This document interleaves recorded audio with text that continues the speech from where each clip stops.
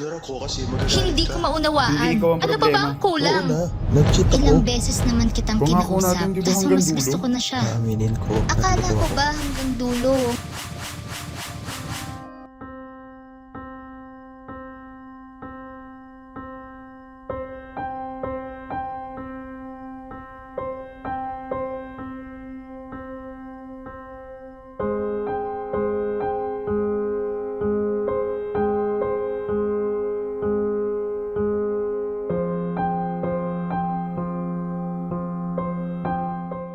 In a partnership, whether it's a male and male or male and female, there are expectations of fidelity.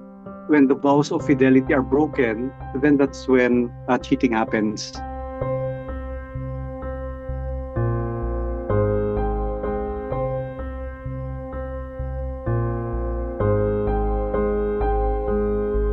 Some cheaters are very subtle in their misdeeds. Some naman are, they don't care and they show it out in the open. Micro-cheating usually happens with flirting.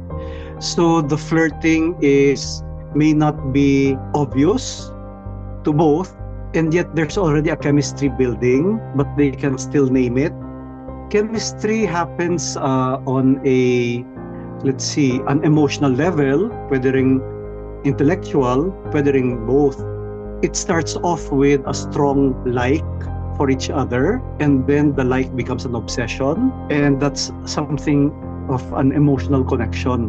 Pwede rin namang it starts off mentally. There are similarities of interests, or they like the way each other thinks, or they just intellectually think that they're good for each other. That's when partnerships start.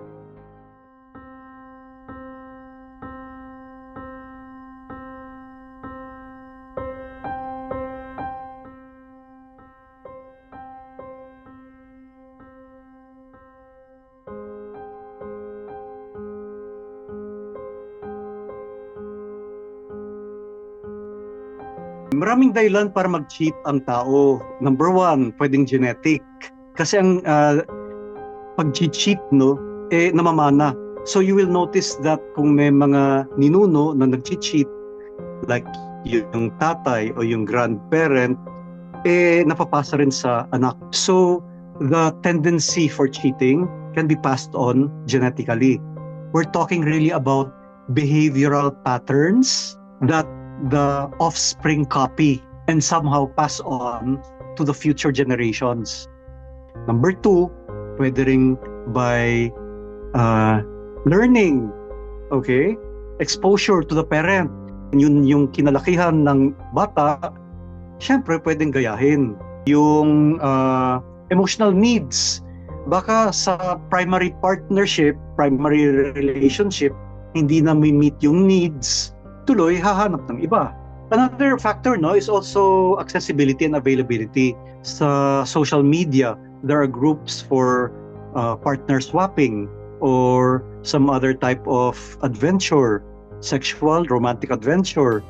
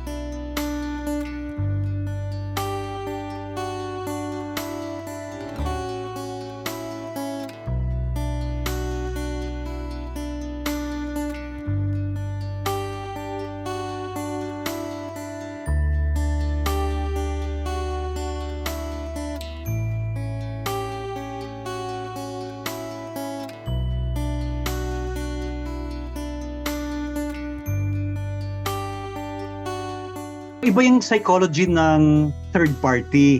Kasi either lumaki sila sa family na third party rin probably yung parent, kaya yun yung template. It's like a trophy because the third party is able to grab or possess or own someone who does not really belong to him or her. And that is such a thrill to be loved by somebody who loves already somebody else, who is owned by somebody. Meron namang practical third party. I'll collect husbands, I'll collect wives who can support me, who can meet my needs.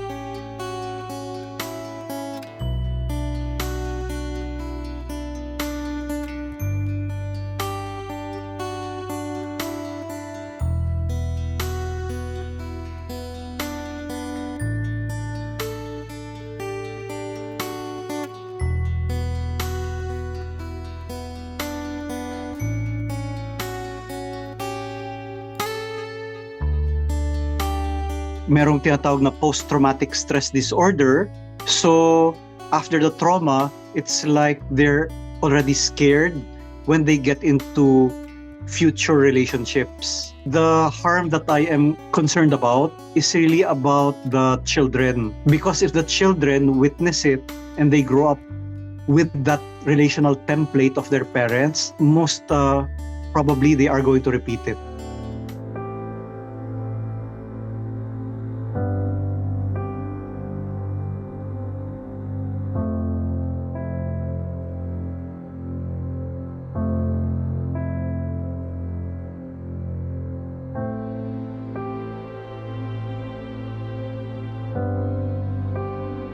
Basically, it's a game that they play, and subconsciously, their emotional needs are being met by it. Sometimes the cheater needs the kalaguyo because the kalaguyo has qualities that the primary partner does not have.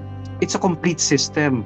Now, that's the psychology of the cheater. As long as they're staying in the game, that means they're getting something out of it.